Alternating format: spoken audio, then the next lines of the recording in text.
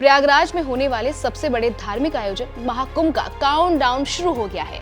13 जनवरी को महाकुंभ की शुरुआत होगी, लेकिन इस विराट धार्मिक आयोजन पर सियासत भी जारी है। कुंभ की जमीन को वक्फ बोर्ड का बताने वाले ऑल इंडिया मुस्लिम जमात के अध्यक्ष मौलाना शहाबुद्दीन रिजवी के बयान के बाद साधु संतों में आक्रोश थम नहीं रहा है। कुंभ की जमीन वक्फ बोर्ड के दावे का योगी आदित्यनाथ ने पलटवार किया है। सीएम योगी ने कहा है कि समझना मुश्किल है, वक्फ बोर्ड है या भू माफिया का बोर्ड। हमारी सरकार ने वक्फ अधिनियम में संशोधन किया है। एक एक इंच जमीन की जांच करवाई जा रही है। वक्फ के नाम कब्जाई गई जमीन वापस ली जाएगी। गरीबों के लिए आवास, शिक्षण संस्थान, अस्पताल बनाए जाएंगे। कुंभ की परंपरा वक्फ के कहीं पुरानी है। सनातन धर्म की ऊंचाई आकाश से ऊंची, समुद्र से गहरी है। इसकी तुलना किसी मत या मजहब से नहीं की जा सकती। वहीं वक्फ बोर्ड को लेकर सीएम योगी के इस बयान का ज्योतिष पीठ के शंकराचार्य स्वामी अवि मुक्तेश्वरानंद ने भी समर्थन किया है और शंकराचार्य ने कहा है कि वक्फ की जमीनों का बोर्ड ने सही इस्तेमाल नहीं किया है। बहुत सारी जमीन ऐसे ही पड़ी हुई है जिसका कोई उपयोग ही नहीं हो रहा है,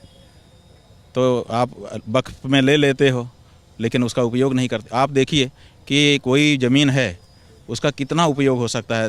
व्यक्ति के लिए भी उसका लाभ हो सकता है, समाज के लिए भी उसका लाभ हो सकता है, देश के लिए भी उसका लाभ हो सकता है। अगर वो ज़मीन कोई दे रहा है हमको दान में, वक्फ कर रहा है मान लीजिए उनकी भाषा में, उसको हम ले लें और ले करके उसको छोड़े रहें, तो ये लेने के बाद उसका दुरुपयोग हुआ कि नहीं। तो अब कह रहे हैं कि कुंभ में 56 बीघा, जाने कितना बीघा हमारी है।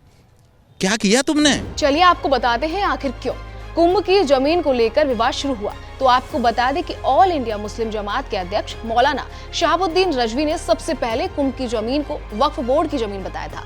मौलाना शहाबुद्दीन ने कहा था कि वक्फ बोर्ड की 55 बीघा जमीन पर कुंभ मेला लगाया जा रहा है। मुस्लिम समाज ने ऐतराज नहीं दिखाया, बड़ा दिल दिखाया। दूसरी ओर बाबाओं ने कुंभ मेले में मुसलमानों के आने पर प्रतिबंध लगा दिया। जमीन को लेकर छिड़े विवाद में सीएम योगी और शंकराचार्य समेत तमाम साधु संतों के तेवर देख मौलाना शहाबुद्दीन रिजवी थोड़े नरम दिखने लगे हैं। साथ ही उन्होंने कहा कि मुख्यमंत्री योगी आदित्यनाथ जी ने वक्फ बोर्ड के संबंध में जो बात कही है उसका मैं समर्थन करता हूं।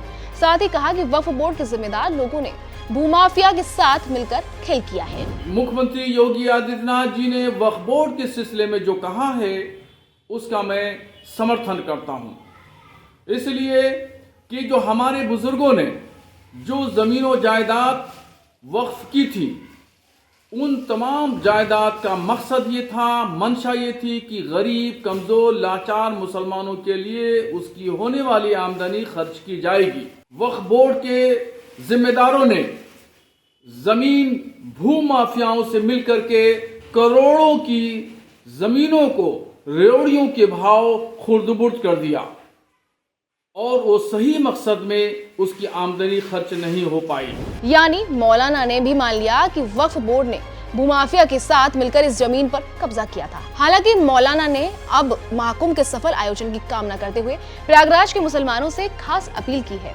सुनिए मौलाना ने क्या कहा। प्रयागराज के तमाम मुसलमानों से अपील करूंगा कि वो